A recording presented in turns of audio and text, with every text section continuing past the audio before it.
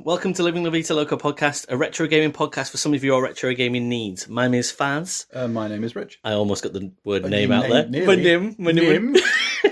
It's because I've seen my sister and her Geordie tribe this weekend, clearly, and I was like, oh, my name. Like, it's just rubbing off a little bit. Maybe, yeah. So I went to Brimham Rocks yesterday, which is really nice. Never been before, so no, it was really picturesque and wonderful. Yeah. So, and been playing a little bit of Atomfall on this weekend. Outside the constraints of the podcast, a non-podcast game, if you will.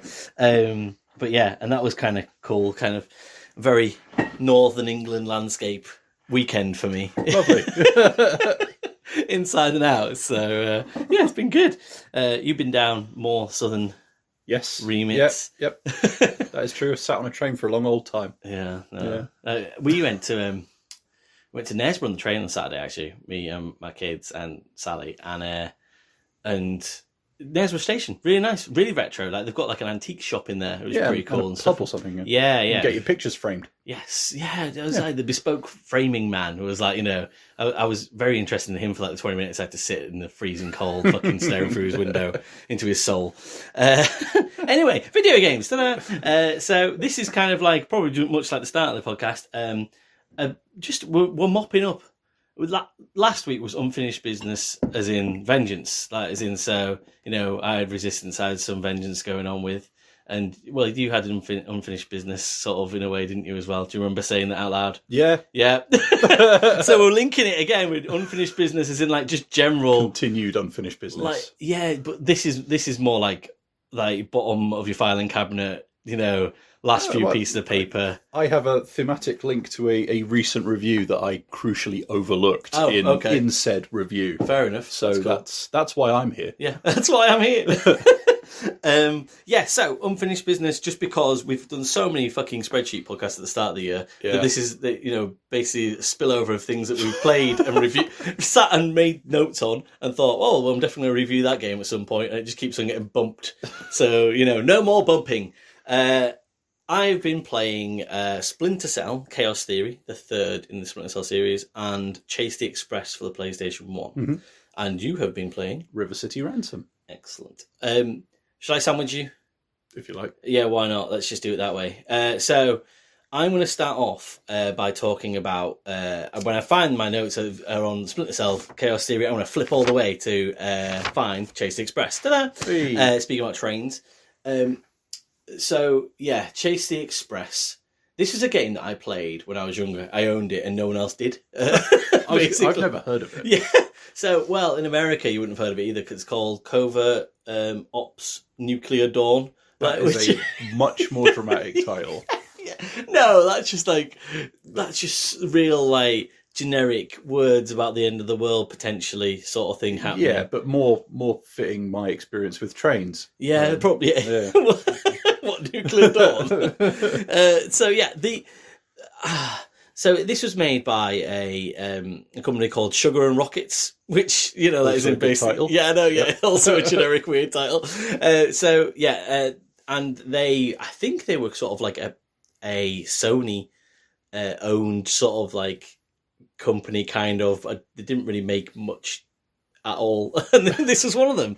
The reason you probably never heard of Chase Express is because there's a few people out there that know it and have played it, and there'll be a few people I'm probably going to let down. When I'm talking about it, but it's a third person sort of combat shooter. Obviously, not obviously maybe, but it is set on a train, which which is maybe, it's called Chase the Express, but you're on the express. That's a fair point. There are... You're not chasing a different train. Well, other trains do come into it a little bit. There is a mini game with another train, which is possibly the highlight of the game, where you have to align... You for reasons unknown, I'm jumping way ahead here, but, it's absolutely fine. Reasons unknown to me, you jump onto this second train to chase an enemy, which feels like you should just let him go. So you end up on this second train, but then you have to get back to your initial train that you are trying to rescue from effectively nuclear annihilation. And the mini game is extremely difficult. It gives you a time limit to get these two trains lined up, but it really goes to the nth degree of the physics-based engine of the weight of a train. Like, trying to get these fucking carriages lined back up and stuff. But yeah, so you are at one point chasing the express, but it feels a bit of a stretch to call it Chase the Express when that is like a mini game within the game. Yeah. Anyway, so it's a bit like a combat shooter, but it's also a bit of a puzzler as well. It's almost set in a way to be a bit like sort of, not I want to say Splinter Cell, sorry, I was going to say Siphon Filter / almost a bit like Resident Evil, like tank controls. Okay, right. So you are Jack Morton. You are a NATO officer, and you are tasked with rescuing some hostages on this train. So important. Is it the French? I think it's like the French ambassador to Russia, maybe, which feels a bit low key, like almost in a way, like somebody that would not if you're French. No, obviously no, but. What I mean is, usually it's the president's daughter, isn't it? Like, and now it's like the French ambassador to another country. Could have been worse. Yeah. Please rescue this really minor diplomat. Well, I'm trying to think who that possibly could be now. Like somebody that looks after persons answer the phones or something. Yeah, you're not even an elected MP. No. So yeah, there are terrorists on this train, and there are also nuclear warheads on this train. Obviously, it is hurtling all the way from St. Petersburg, I think you start off from, all the way towards Paris. I'm thinking because it's been like a month since I played, but that's where you're going.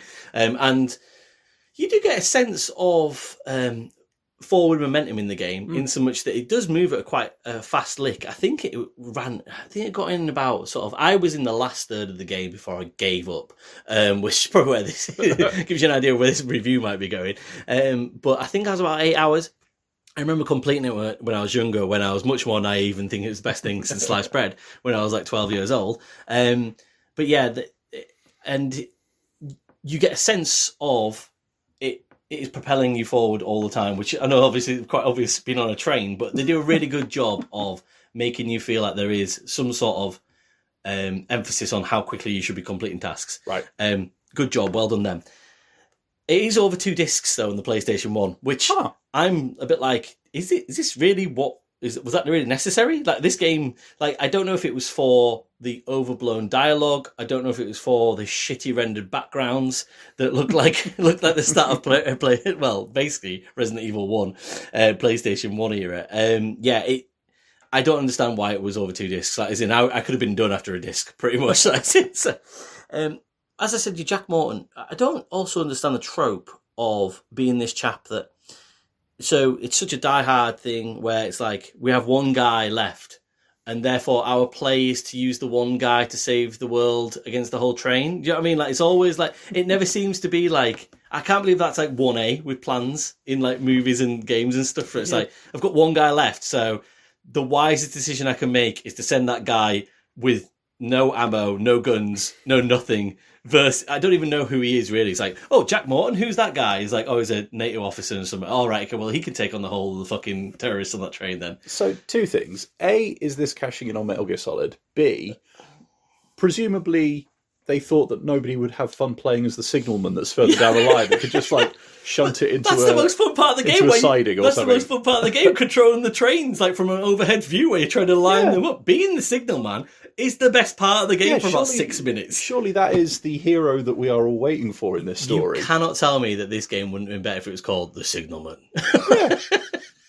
Like Pat the Signalman. Just get the train off the main line, and then down the side, and you can get the army in to just do whatever they need to do. Yeah. What's it called? Is it called Blue Dawn or Blue? Oh, what the fuck's the train called? Anyway, it's so stupid, and yes, it is riffing so hard off Metal Gear Solid. Yeah. In my notes, I even have that actually they do a pretty good job of setting up the story through a series of notes that you find. Right. And actually, it's really quite believable and feasible what's happening. This sort of like nuclear armed train coming out of Russia to control by terrorists, and it's like it could happen. Sort of like today you can imagine it, but also it has no swagger or drip like Metal Gear Solid. Do you know what I mean? Like, as in you want the cutscenes from Metal Gear Solid. These cutscenes, the people in the cutscenes, the graphics in the cutscenes, Do you remember from Terminator 2 where Arnie's trying to smile in the mirror? And it's it's the most disturbing thing you'll ever see, and it's brilliantly acted by him because he's making it look like a robot with a fucking rubber mask on, and that's what all the cutscenes in this. They all look like melted waxwork people. These cutscenes, and the fucking the dialogue as well, like the voice acting work. Jesus, just like like that David Hayter. That if you put David Hayter into this, and fair enough, but it's just like. It's so wooden and awful, and all the characters are twats. Like, it's just like you feel no love towards any of these characters. Yeah. And again, when I was 12 years old, I was like, "This game's pretty good, actually." Like, can't wait to tell my friends about it in the playground. Like, no one played it, but like, just it's got 2 discs. Everyone, ooh, it's got a train. I like trains. I do like trains. But yeah, it just there's nothing about any of the setup of the game that makes me feel. Enamored with it or feel any love towards it at all. Yeah. So the gameplay, fucking awful. Like, like the combat. So basically, you can do and this is what I was saying. It was a bit like Cyberpunk. You can do a roll, like a side roll, which is cool because like you're like, oh, actually, because the rest of it is tank controls. And you're moving along these very thin corridors, obviously, on a train. Yeah. You kind of get caught, like, on the graphics almost, like, snag your shoulder, like, a little bit, like, it's really hard. And then you've got these set camera angles as well, where you can see, like, it'll move from one end of the carriage to the other. Now, when you're trying to combat against enemies, it's very difficult because you can be quite far away from the actual camera angle of what you're looking at. So you could be about halfway down the corridor before it flips angles, and then an enemy could jump out from behind a locker, for example, which the game would then, if you press on that locker, goes, this is a locker. So that's the kind of game we're dealing with here. It is locked. That's what it says. And then this enemy will jump out, and you have a sort of auto-aim situation. So you'll bring up your tank controls, you'll bring up your gun, and it will kind of auto-aim. And you've also got, in the bottom right-hand corner, a sort of a danger sort of warning heartbeat situation going on. If that turns to, I think it's just like red, basically, then that's when you're really in danger. Whereas if you're stood down there in the corridor and it's like just sort of green/orange danger, whatever it is, and there's enemies shooting AK-47s at you, and you're just stood there, you're not dying. That is because the danger's not high enough, obviously. So yeah, it's really, really shitty. When you get into an enemy's face, you're in real danger, or you think you would be if they were firing a machine gun at your face. No, they're just terrible. Like, honestly, like stormtroopers to the nth degree. Like, as it is, it just doesn't. There's nothing about it. It's almost like the NPCs aren't interacting with you at all, effectively. Yeah. So yeah, that's a bit laughable. What else about this game? I'm trying to think of all the things that kind of string it together. Just like, the reason I want to review it is because I had fond memories of it, and then I was a bit like, now they are shattered. But I can't believe how fond my memories were, considering how terrible this game truly is. Another thing that really annoys me about these kind of games is that and this is where it was that kind of get that Resident Evil sort of vibe, when you're kind of enclosed in an area. The trains fall into bits, and what I mean by that is that you've got these puzzle parts of it where it's like, oh, the control for the lift is missing, and then the lift, yeah, exactly. So a lift is in like a dumbwaiter, even. So. Oh, right. So dumbwaiter from the kitchen. Yeah, no, that's impressive. But there is a couple. There's 2 floors to this train, so it is impressive. Oh. And it's like, okay, right. Well, where's that gone? Like, what? Why is the control? It's not broken. It's been taken out and taken to the chef's quarters for some reason. Then you read a note and it's like, here's the lift part. Like, I mean, if you were going to sabotage it, you just throw the lever out the window or something. I don't think he was sabotaging it. I think he just took it with him on his break. Like, I don't really understand. And then there's other things where, like, to propel the story forward, you have to find things: keys, key cards for the train doors, obviously, and they're in the most odd places. So you'll go into an executive bathroom, and then it'll be like, do you want to run the bath? And you'll be like, Yes. So you'll click yes because you're like, why else would you ask me to run the bath? You run the bath, and then obviously like a message comes up in Steam in the mirror, or like and then you have to go and drain the bath later. I think it is, and then there's a key in the bath, and it's like, who's fucking what? Right, okay, who, as a NATO operative, why are you going into a room going, tell you where that fucking clue's going to be? It's going to be in the bath. It's going to be in the bath. That's where the clue will be. But if you're you saving, look so confused. If you're saving this ambassador from terrorists, why do you think you've got time to run the bath? This is what... Did someone go back in to put the key under the water after you'd run it? I don't... Because otherwise, how did you not see the key to start with and negate the entire thing? I don't know. Could I be in NATO? Yeah. Is that what we're saying? Yeah, pretty much. I'm good enough to be in NATO. Yeah, I think they're recruited at the moment. Lovely. It just doesn't make any sense whatsoever. Like all the enemies, you find out who the terrorists are through a series of notes. Like so it's almost like, Well, like you not even know who you're up against when you go in. This is it, and that you kind of like you don't really develop any, like it with Metal Gear Solid. You don't develop this, like an incredible set of characters who are the enemies. You just get these kind of faceless nobodies. It's just like, I'm the one with the crossbow, and it's like, okay, cool, but I kind of want a bit more here. Who are you? Yeah, can we have a back and forth maybe? What motivates you? Yeah, it's just like, and it's just such a strangely knitted together game. Like, I remember the end of disc 1 where it's like you've got, it's like, one of the people there is a couple of people on the train who are friendly allies, and it'll be like, the female operative who is clearly a NATO operative, so I can't remember what she is now. She's bodyguard, I think it is, but she's told to stay there. Don't. You know what I mean? It's like, like this is the year 2000. It's like she might be useful. No. She has heels on. She's got heels on. So even though she's trained. Yeah, even though it's at pains to tell you that she's trained. But no. But to be fair, that's probably the most almost part that makes sense from a context of the time of the game. Almost like, as in, like, you can understand that how you're like, oh right, okay, we're set. I understand that you're being sexist. At least I understand that. Like, I get that. And it's just like, and then there's another guy who's been shot, and you've got to basically help him to stop bleeding out. Right? Okay, what are you going to do? Do a blood transfusion. Run a bath. Obviously. Well, you'd think that, because at least there would probably seems to be a weird number of baths on this. Yeah, well, there would be a bath on the train. Yeah, I guess maybe in a bathroom, on a train that you're going to sleep over on, probably for an ambassador. A blood transfusion machine. Do you need a blood transfusion machine on a train that's carrying nuclear warheads? I'm not sure you do, but the game thinks that you do, because you need to use it, and you don't. But even the puzzle to solve that, it's like, press A, then press B, and you'll get D. And then a beta strain of this blood or whatever, and it's just like better blood. Yeah, beta blood. Better fucking blood. Game. So you just press all these buttons until you get this blood, and there's no puzzle there. It doesn't really. There is a note somewhere that kind of tries to tell you what to do, but it doesn't.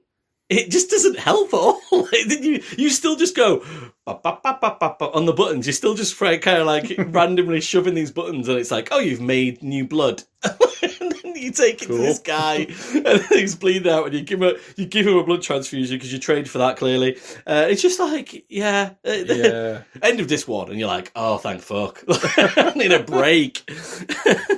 I just needed disc 2. You get to replace someone's entire skeleton. It just, I can't. I haven't got to the end of the game again because I've just not given it any more of my time. But I think I remember right at the end of the game, I'm sure it was almost like a shape block puzzle situation. Where, I can't remember that. I think I'm making that up, but also it sounds so feasible that is the case, to stop this bomb on this train or whatever. Defusing a nuke by putting the shapes in the right place. I think so. I'll never get to the end of it again to find out. So I won't have look it up either. Fuck that. It just. You get from the positives of the game, you get a good sense of progression. You feel like you're actually going somewhere. Positives, the train feels like it's moving. It's moving onwards. And Jack, he's going from carriage to carriage. He's on a train. Yeah, he's on a train. he's made it. Apart from that, though, man, this is. it's one of the jankiest games that I've played. And I would have, if you go back to say, right, 12-year-old Faz, what's your rating of this game? It'd have been like a solid 8. It'd have been a good 8. And I'd be like, yes, Chase the Express, covert ops. It's a 2. it's a 2. I talked myself into that. I was a bit like, oh, do you know what? It's high concept. Super low quality execution. that is absolutely what it is. That is in just the last thing that really pissed me off that I completely forgot about. I just have to get it all out.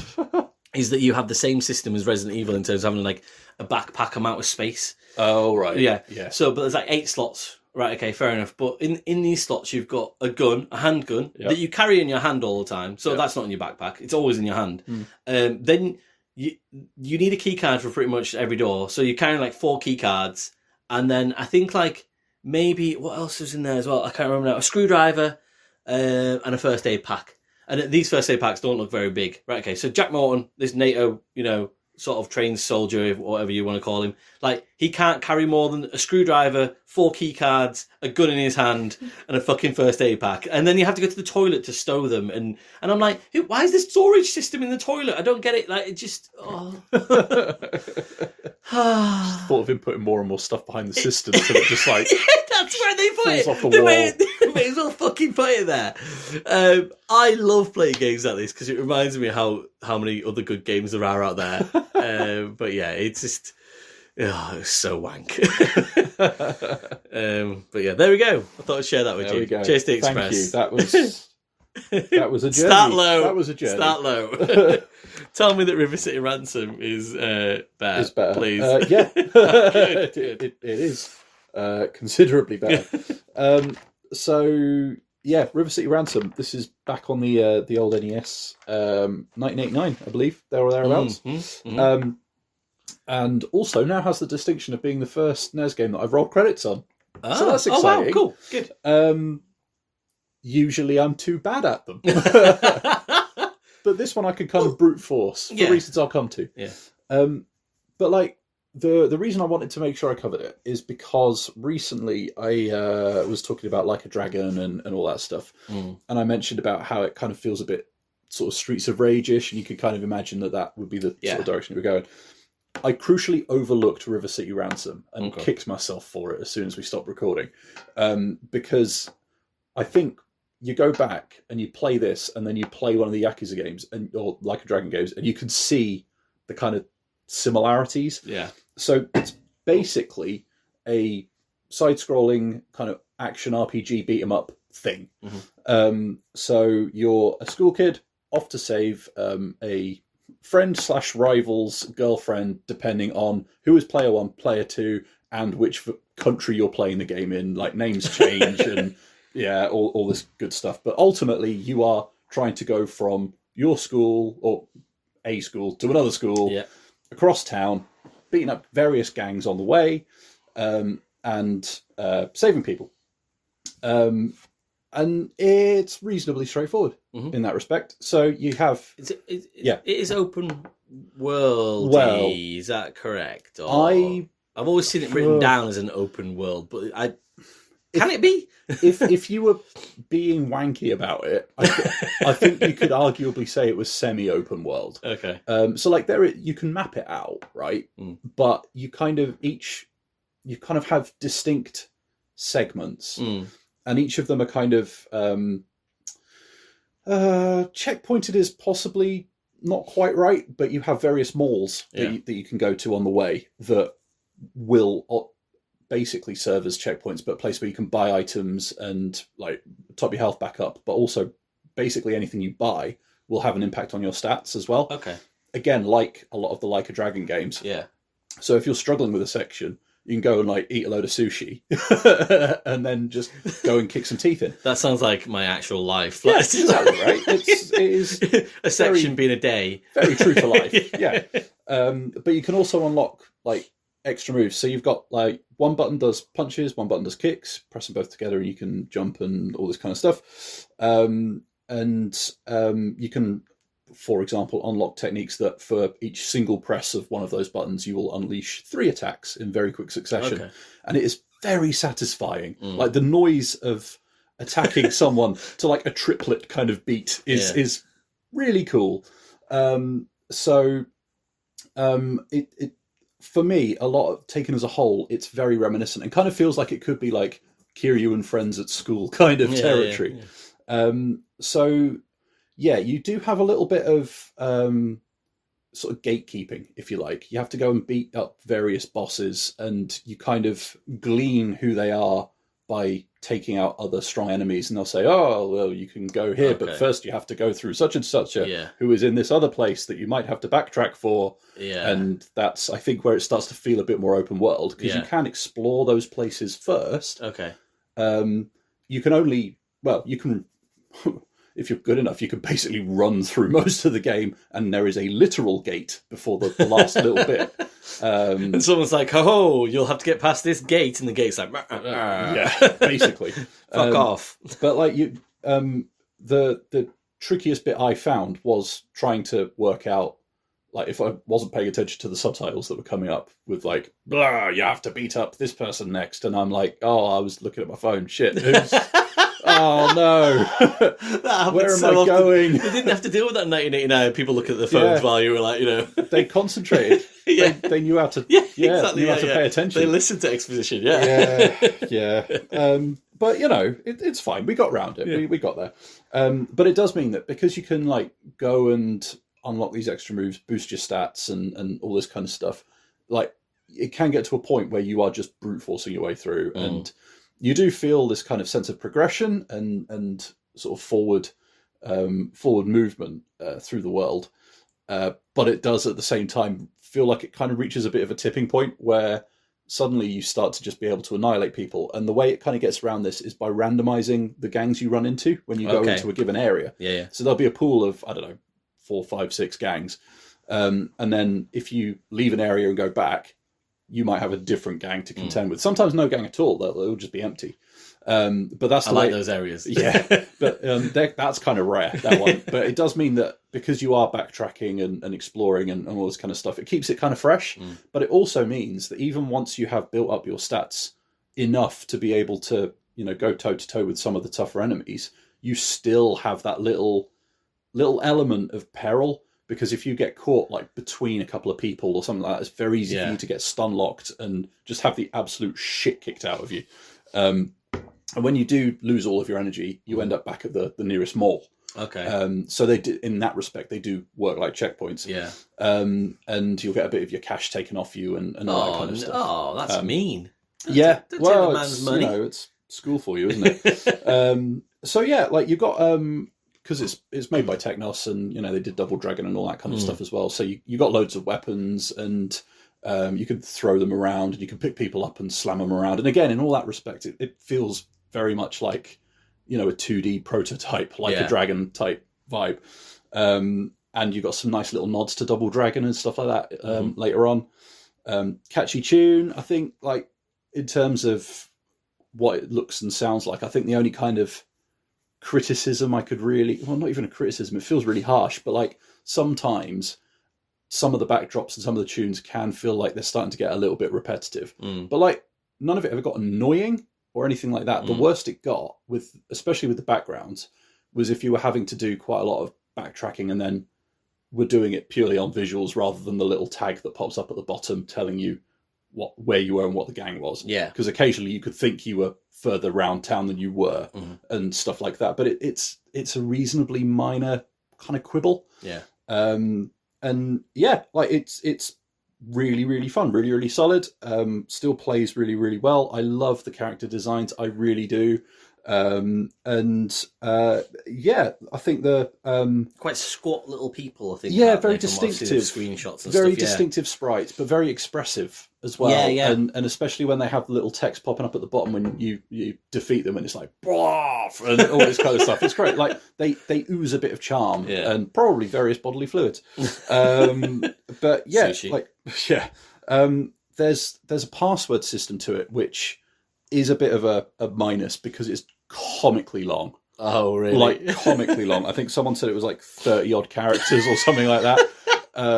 I, full disclosure, did not use that. I just used save states. I was Yeah. playing it on Evercade, and it's 2025. Yeah. I'm using save not, states. Yeah, you do not need to. I mean, it's like it's on Nintendo Switch Online. Like, as in, Yeah, you exactly. can You can rewind use- and stuff yeah, and save exactly. it. Like, as in, anybody that goes back to play on the NES version, and like as in to go and play the actual sort of version, if you will, completely get that. That's cool and stuff. But if you want to get through the whole, like, I'd do that for like a few sort of like maybe a couple of hours or something like that. But like, if you want to play the whole game all the way through and stuff, I'd well be like, okay, I'm going to go to the save state situation now. Like, as in, Well, you say that. So, like, the it's a reasonably quick playthrough. all right, okay. When you know what you're doing, like a large part of what I found ended up being the runtime that I had, which even still was only 2 or 3 hours. It wasn't huge by any stretch of the imagination, but I played it in a couple of sittings, so it was manageable. But a large part of that was trying to navigate round, but also try and work out what each of the items in the shop do, yeah, and like what kind of things you should gravitate towards and stuff like that. And I by no means went through all of them. And I mean, you can go and find that information online. Like, it's there, it exists. yeah, But for, trying to prioritize and work out what you're doing, I could see how it would be very, very easy once you worked out the layout of the place and worked out what various items did that were going to work for your play style or how you were going to approach it. You could probably blat through it in like an hour and a half. sounds good to me. Yeah, like it's a really fun little playthrough, and that is ultimately the word I kept coming back around to. It's fun. Like, it was really enjoyable, and I really enjoyed my time with it. I think that when I just did a little tiny bit of research before the pod just to understand it, because I've never played it or anything, and I read that at the time it wasn't necessarily critically well received, but it's now like widely considered one of the best games on the NES. I could see that. Yeah, because it still stands up, and I think that to me is the trick. Yeah, is that it still stands up. And I mean, I like Technos's work. I like what they put out, and it's. I would argue that it's probably the one that people point to and go like, "Well, that's the kind of quintessential." Yeah, that or Double Dragon, one of. I imagine would be pretty high on people's lists. And as well, you've got all the spin-offs. Like, they're still making these things. Is it River City Girls? Is that River City Girls? Yep. Is that the most recent one? Is it? Or is it I don't know. No, they've got a. They're doing like a Three Kingdoms style spin-off. Okay. Which again is a thing that they do in the Like a Dragon series. You know, the kind of historical spin-offs and stuff like that. And I mean, this the kind of Kunio-kun kind of series that River City Ransom is part of. You know, you've got sports games in there as well of various different flavors. So if you want to go play dodgeball, you can. Yeah. Or like there's I think there's a couple of games on like the PS4 and Switch that are like basically melee, just battle royale type, not like the modern version of gaming battle royales, but just like a bunch of people in a pit kind of thing. Tiny sprites brawling. That is basically it. Yeah. So yeah, they've managed to work out various like variations on a theme, using these sort of characters and mechanics, and got a lot of use out of it, as it were. So yeah, like I'm going to give it a very, very solid 7. I was very close to giving it an 8. Okay. But I think it was just like, in fact, no, I am going to give it an 8. Okay. Yeah. Yeah, because like I felt like you were speaking in 8 terms. Yeah. Like I think arguably somebody could play it and go, "That was good. I would like more of that, please." Yeah. But then I realised what I was saying about all the various other games they've done, and yeah, if you want that, you can go and get it. Like that, it exists. You can go and get other games. Yeah. And I mean, certainly River City Girls, the first one's quite lengthy as well, and I realise now like how similar they are, but you know, with a kind of modern spin. So I think if I was going to be inclined to go and play one, I'd probably go back to this, like you say, with the fact that you can get through it in say an hour and a half, 2 hours or whatever. I think it's a really strong place to start. Yeah, and I would definitely recommend it. I really enjoyed it. Yeah, cool, fair enough. Thank you for that. I'm going back now to what I said before about being it being a nonsensical decision to have somebody in a situation being your only hope and thinking that's a great idea, whereas it is eminently sensible to send somebody in all alone if that person is Sam Fisher. Yeah, and someone's turned the lights off. Yeah, someone's turned the lights off. Forgot to put 50p in the meter. Great point. Yeah, that isn't like, Like he's knackered in daylight. Yeah. Just fucking walking in to like, just like, you're right, guys, just like walking in with like, it's just little heads fucking lights on, just like, oh yeah, no, Sam, you can't come here now. Like, we're not ready for you. Later on, when we're ready for this kind of shit. Like, yeah, Splinter Cell. Played a lot of Splinter Cell, or Yeah, a fair bit. Mm-hmm. Yeah.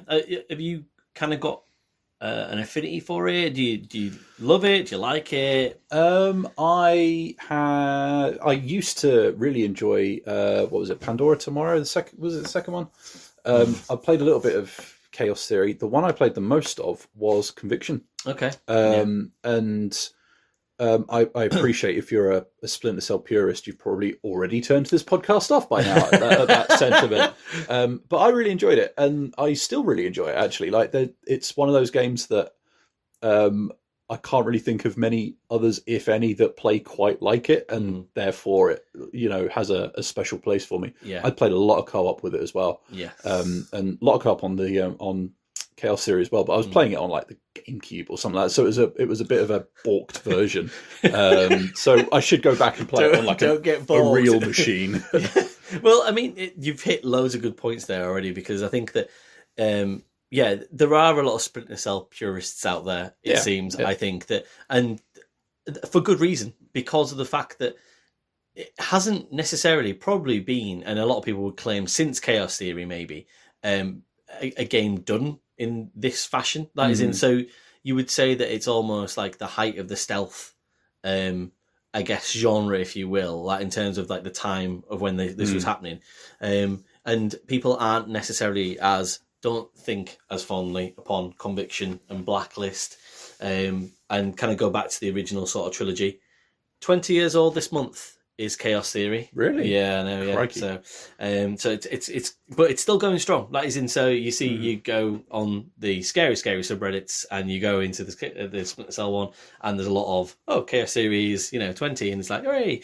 And then I kind of go, I'm doing a podcast on it, and everyone's like, oh yeah, fuck off, scrub. Yeah, no, pretty much. Yeah. And I'm just like, well, I'm just saying, man. So yeah, I had very similar sort of feelings. I played 1, 2, and Chaos Theory. So Splinter Cell and Pandora Tomorrow 2, and Chaos Theory, and that was it. That I didn't play any more Splinter Cell after that, to be honest. And from the sounds of it, I don't think that I got off too badly from doing that. That I think people have varying feelings on the later ones, and people want to bring them back and stuff. But yeah. So in terms of this game, I like how simple the setup for Chaos Theory is. It kind of gets out its own way with bullshit and just makes it all about the gaming experience. Whether that is, as you say, the single player and with 10 missions, or it is the co-op gameplay, which is weighty with 7 missions. I didn't play any of that this time around. I played on the PlayStation 2. And I didn't have a friend round at that time to be able to put the controller in and play with. But I'm aware of how amazing the co-op, I guess, gameplay is, and how in depth it is, and also the versus modes as well. So you got like the Mercs. Is it Mercs versus Operators or Spies? That's it. Thank you. Yeah. There's a real great whole package here, but it is all about that simplicity of how honed they've made this stealth operation. I'm going to say this will piss people off, like Splinter Cell. So I like Sam Fisher. I love that, and going back to the Chase the Express, that they have done a professional job of the voice acting around Sam Fisher with Michael Ironside. I think his voice is a bit too old for what I expect from Sam Fisher. And if you think about it being in 2005 here, when you listen to Ironside's voice of what you'd expect, I don't know if Fisher's meant to be an old hand and stuff like that, but actually, when you look at what his graphical work is, he kind of looks like 38, maybe like 40. And Ironside was like, I think when I looked it up because I was a bit like, is my point valid? Probably not. But I think he was like 56 or 57. And it just feels a bit like, I don't know. I felt like he sounded a bit old to be Sam Fisher for me, even though he does an incredible job. So I want to just caveat that before anyone fucking chops my head off. Didn't they have someone else do it for Blacklist though? Well, probably, yeah. I've never played it, probably, but I understand why that would annoy people. I wouldn't change it once it's happening, but once that thing's happening. But at the same time, I just felt like I maybe could have gone for a little bit of a younger voice overall on the Sam Fisher front. I just thought I'd make that point so people could, fucking hate me. Yeah, so the reason I think that this is a really sort of tight-knit operation is that the storyline of this it's just lovely and basic in so much that it's told through cutscenes that the cutscenes are told through like a news report, and it's like basically it just ends up being that somebody's trying to profiteer off starting World War III effectively, like via sort of the USA, both Koreas, China, etc., with these algorithms that effectively end up, like they could cause the end of the world. So, and that's it really, and it's just told at the start of each mission. It's like you're gonna go here because like even though a lot of it is that sort of, I guess the world of spies where they speak in long words about important things and stuff. But actually, in the end, you have the cutscene. It tells you kind of what's going on through a news report, so it's almost speaking to the people. That is in me, like is in Joe Blogs over here, and then also you then get a further briefing screen where it breaks it down even further for you, which just into the objectives of the mission. And then after that briefing screen, you get a loadout option, and the loadout is basically go loud or go stealth, or don't. Yeah, exactly, yeah, or go home. But obviously, the name of the game of a Splinter Cell game, you would assume by this point most players understand, is stealth is the best option. The stealth gameplay in this is the best stealth gameplay of any game ever made for me, I think. I just think that they've just got to the point where they go, right, okay, if you want to play this game and play it to the best of your ability, you go stealth mode, and we've given you every facet of every gadget that you need. The light and sound meters that you get in this game, I don't think that I know of that games that I've played since have ever been bettered. That is it's incredible how it just feels like a really weird, like a sim experience of what you'd expect to be a spy at night. I don't know, that there's something about it where you just kind of go, I feel like I'm completing a mission, if that makes sense. Like, do you know what I mean? Like, it's immersive. Yeah, it's super immersive, and the reason that is as well is because the objectives are kind of basic. Also, like it's almost like go and turn lights off for the, like go and turn the power off in this room or whatever, and then take, you're gonna break in to this like office effectively. You're gonna do the key mechanism and things, and then you'll press a few buttons and you're downloading some files. That is, you just think, actually, not that I could do it, but I am doing it. Like, I could totally see how this is, could be real life. This is all super feasible. Unlike Jack Morton fucking with his melted face, like wandering around a train, getting shot from an inch away. The enemies, the AI is annoyingly good. Like, they just, you drop the ball at any point, or you fuck up at any point, you're dead. Do you know what I mean? It's like 3 shots and you're dead. And that's how it should be. That's this again, it's just real life. But they managed to make this. I'm going back to a point here where it was talk about World Rally Championship and Dirt 2, and just thinking about how simmy can you get before it gets too much of a sim and not like a video game. I think Splinter Cell pushes that right up to the wall and then just hits that point where it's like, this is as good as you'll get for imagining that you're breaking into a bank at night in Panama and there are enemies around. Like, I can almost like, it feels like a training video, like almost like, it's like, but also you're having a great time doing it as well. And it's ridiculous. There's some things that I feel like with that it is hard. Like it just is difficult.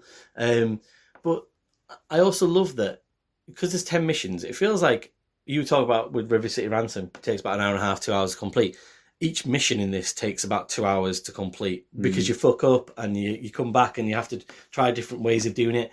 And If you're playing on the normal difficulty, that is. But it feels like you can go and sit down and go, I'm going to go play Splinter Cell tonight, and I'm going to do this one mission. And then you get to the end of it 2.5 hours later or something, and it's only, you go through like 25 rooms or something like that, and you got to do a few different objectives. But once you've done that, like, it feels like such an accomplishment, and it's segmented so well. That is, you can go, right, I'll put my controller down now, and I can come back to that the next night, and I've got my next mission. They just seem to time it really well. Talking of segmented, did you say that you played this on PS2? Yes. Do I remember rightly that the missions are all kind of subdivided with like loading screens and stuff like that? I've got that written down. Yeah, because I remember having a copy of it on PS2 a couple of years ago, and it wouldn't load past one of the checkpoints in the first mission. It would glitch out. Oh, really? And I wouldn't be able to complete any of the missions and stuff like that. Man. And I did some digging and was like, oh, it's £3 on Steam. Yeah, absolutely. And the levels, correct me if I'm wrong, are one level rather than divided up. Yes. Yeah. So I was going to say about the PS2 version. I played PS2. Avoid the PS2 version. Right. It's really grainy and muddy and hard to see, even if you sort out all the brightness and things. Yeah. The only thing about Splinter Cell, almost like you caveat it and say, with a person that's nearly got 40-year-old eyes, that is in playing on a PlayStation 2 on a very big screen, and you have to be very precise in, obviously in your takedowns and maybe, I guess, like, even making your way around the level and not bumping into shit. Like, I say, yeah, that's like real life as well, though, isn't it? So I would think that going to play it on Steam, for example, playing the PC versions, or even if it's the Xbox versions, must be a much better experience than what the PlayStation 2 version is. And I even had it written down as well about the load screens in terms of like saying, sorry, I just put, I'm really good you brought it up because I might have missed it. Like, I just put load screens. I was like, fuck, that was like 2005, right? It's just sort of like, I mean, yeah, because on the PlayStation 2, from what I remember, it did kind of break the immersion a little bit as well. Yeah, where you kind of had the ratcheting up of the tension as you go through the level. Yeah, and then you just hit these walls. Yeah, well, it's like I think we've spoken about before with and I've complained about this. I think it was like Assassin's Creed on the PSP did it, and like Metal Gear Acid and stuff, where you can kind of just escape an area just by leaving the load screen effectively. Yeah. And on this, that happened a couple of times on the boat where I was like under pressure. And I'd be like running up a set of stairs. It'd be like, oh, you're loading to the next area. I'm like, well, I didn't want that to happen either. Like, I wanted to solve my own problems, not just be given a fucking solution by a load screen. So yeah, it is a little bit annoying. The good thing about this one as well is that whilst it's really, really hard, there's no fail state on it.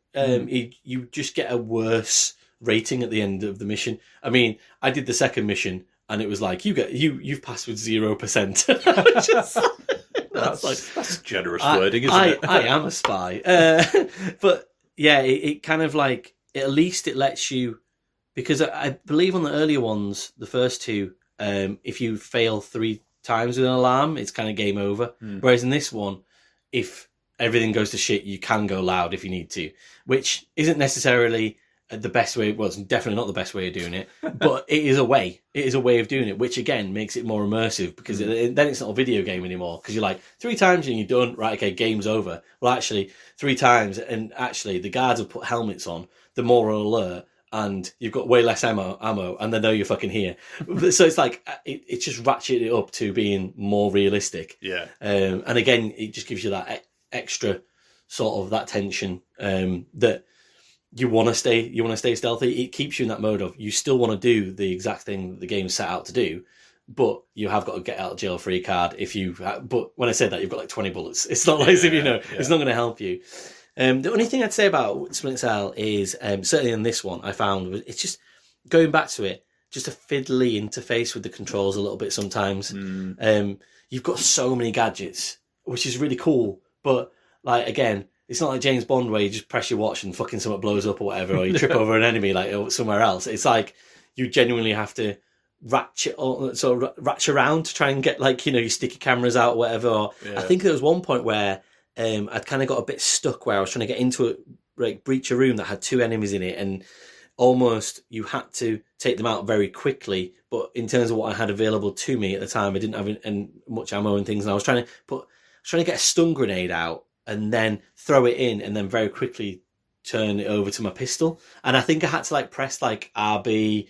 And then it was like, and then square, and then R2 or whatever and stuff. It just felt like I had to press like 6 buttons to make that happen, and almost like train myself to do that bit. It was like 70 times trying to get into this room, and I was like, when I did it, I was like, "Fuck yes!" But then also I was like, that was hard, like harder than it should have been, and that just felt a lot about like the control system.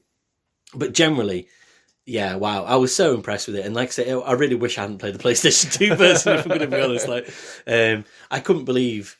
How tight the gameplay was of something from 20 years ago, and to think that there's not really like you see it like quite often out in the zeitgeist, and people talking about how like the stealth genre doesn't necessarily exist that much anymore. Yeah, and I don't know why when a game can be this good, and it probably would be like people would point to it and go, "Oh, Chaos Theory, that is in. Just go back and play that." I'm like, yeah, but it'd be great if we could get it again and get all the lighting right and get all the controls right and everything, and even if it was the same game, even if it was just like the polished version of it, I don't know. I might be speaking out of turn here, maybe if people know more than me, I don't know, but I don't know if that's happening, but it should happen. The fact it's been 20 years, I would have maybe thought maybe they'd do it for the 20th anniversary or something, but yeah. I know there is the you can get the HD trilogy, I think, for PS3, but I don't see it out in the wild very often, but yeah, I don't know what it looks like on Steam when you said you bought it for like £3, if that's like the different way of playing. I mean, it definitely looked better than when I played it on on the GameCube or the PS2. Yeah, GameCube. Yeah. So yeah, I mean, I think that would probably be my personal bet. I did have some wrangling with getting a controller playing nicely with it, just because of the era that it came out. Well, but it's doable. Yeah. So the only thing that I can kind of knock off it really is that age isn't really on its side, and the controls are just a bit fiddly. That is, I wanted them to be a bit tighter, and I feel like nowadays you could probably do a better job of having a control system of still having all those gadgets, but making them work a lot quicker when you need to make them work quicker. But yeah, wow, what a game. 9 out of 10. Lovely. 9 out of 10 for Splinter Cell Chaos Theory. So you can all calm down about the Sam Fisher comment and the Ironside situation. I love your game. Just, I don't know. I'll have a think about who I'd want to voice Sam Fisher, and I'll get back to you via subreddit. But yeah, that's it for us this week, guys. We were trying to mop up, much like Sam Fisher's trying to mop up. Not like Jack Morton, who can go. He's probably in the rails somewhere. If I'm going to be honest, that is him. But yeah, go get the shit kicked out of him in River City. But thanks for listening. Cheers. Bye.